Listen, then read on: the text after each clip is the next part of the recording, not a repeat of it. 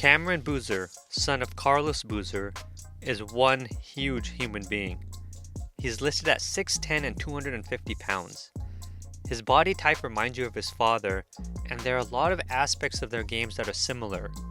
Cameron is projected to be a top 3 to 4 pick in this year's NBA draft.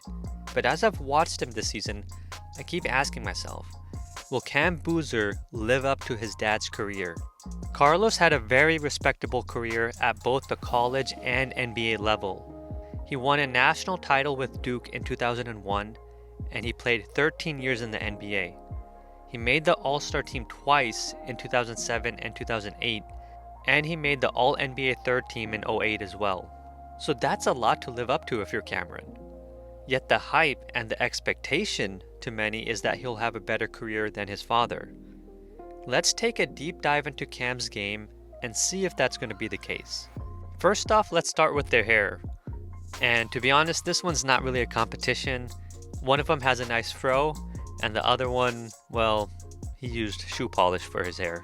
Carlos is a good sport about it though. I go in the mirror after he finishes my cut and it just looks like black tar. A common concern you'll hear about Cam is that he's not the most athletic player, and that becomes pretty obvious after watching him. I would say though that he's more athletic than his dad. When it comes to attacking the paint, a lot of his drives to the basket end up turning into a post-up. He just doesn't have the burst to attack all the way to the basket. But when he's able to attack all the way, it's impossible to stop him. It's not like he's easy to defend in the post, but we'll talk more about that later. He does a good job of keeping the defense guessing on which side he'll attack. And also, when he attacks left, he'll spin back right. This was one of his best drives of the year, where he hesitates, drives left, initiates the contact, spins right, and is able to finish off the glass. He methodically is able to get into the paint when he wants to. One concern I have is that his shot has gotten blocked a few too many times. I gotta say though, Cam's handle is pretty decent for his size. Here he makes the nice crossover move to get to the basket, although he misses the layup once he gets there. He does tend to struggle against dribbling once help defense comes. And he also struggles against double teams in the post. He tends to telepath a lot of his passes. I would like for him to add in some pass fakes and some bounce passes. And I would also like him to start anticipating the double before the defense fully commits. I'm going to give him the benefit of the doubt and hope that this will get better with time. The main concern I have with this post game is his tendency to play bully ball. And what I mean by that is he likes to initiate the contact by bumping his defender, which pushes the defender back and creates space for him to go up for the basket. I'm sure this worked great in high school, and it's working well in college at times, but this isn't going to fly in the NBA generally speaking. Yeah, it'll work against switches and smaller defenders, but bully ball rarely works in the NBA because the guys are so much stronger and taller. Granted, his finishing has gotten better as the season has progressed, but his dad had better touch around the basket and even had a hook shot that I would like to see him develop more. The other issue I have with Cameron's post game is that he uses pump fakes a bit too much. There are definitely times where he uses pump fakes well. Here he makes a nice move, pump fakes twice, takes his time, turns left and finishes. But there are many other times where he pump fakes when he doesn't need to. This play is designed for him and he hesitates and pump fakes for no reason. There are shades of really good post play. Here he shows good footwork, and this is the best hook shot I've seen him make. I would like to see him attempt more turnaround jumpers. I will say that his dad had better footwork, but Cameron has a better shooting form than his dad's. Carlos had a very interesting shooting form, bringing the ball back well above his head and shooting the ball like a slingshot. Cameron shoots the ball more traditionally, but his release is kinda slow, but he's shooting a very respectable 39% from 3. His shooting has gotten better as the season has progressed, shooting over 41% from 3 in January, and 47% so far in February. You can just see that his confidence has gotten better, and hopefully that continues. He's even able to shoot a little bit coming off of screens, and Duke would often run this baseline out of bounds play for him. His dad was a pick and pop and a spot up shooter, and for the most part, Cameron is too. I would like to see him pick and pop a little bit more, but what gets me excited is that I've seen shades of Cameron able to shoot off the dribble. And if he can improve his handle and show the ability to shoot off the dribble, then he could be the number one option on an NBA team. And what could take his game to an even higher level would be if he could be an offensive hub. He's made some nice passes from the high post to cutters. If I'm an NBA team who drafts him, I'm going to give him more opportunities to pass from here. Duke doesn't run a lot of dribble handoffs for him, but I think he could be good in a more DHO heavy offense. And if he's able to improve his handle, I would feel more confident that he can make passes as the ball handler in ball screen action. He has showed shades of this, and Duke seems like they feel more and more comfortable with putting the ball in his hands as the primary pick and roll ball handler. That was on full display at the end of the recent Michigan game.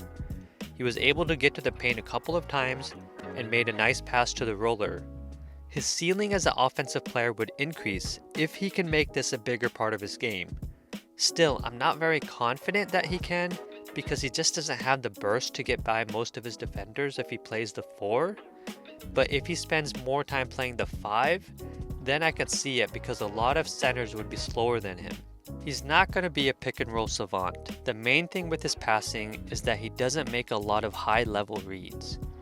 For example, a lot of his drive and kick passes don't have him driving all the way.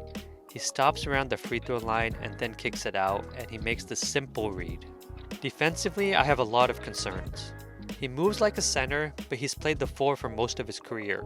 Duke plays him in drop coverage when guarding the pick and roll. And it's not common, but there are times where NBA teams will play 2 bigs in drop coverage. The Cavs do it with Evan Mobley and Jarrett Allen.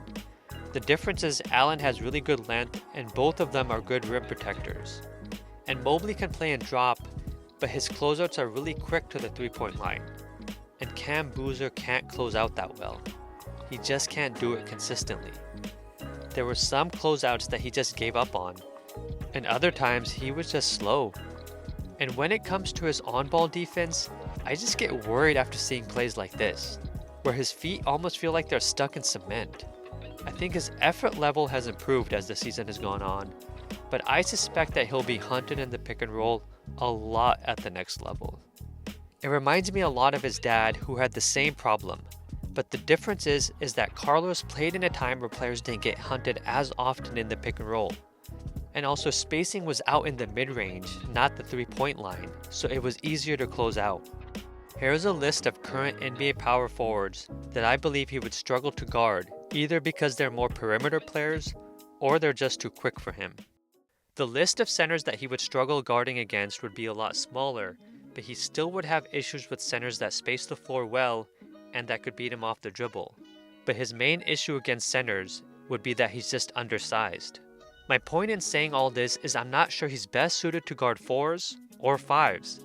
Ideally, you would want him to guard 4s, but he's going to have to lose weight in order to do that in my opinion. Seeing Şengün and Adams playing together would give me hope, but the Rockets have the defensive players around those guys, plus the coaching that can make it work.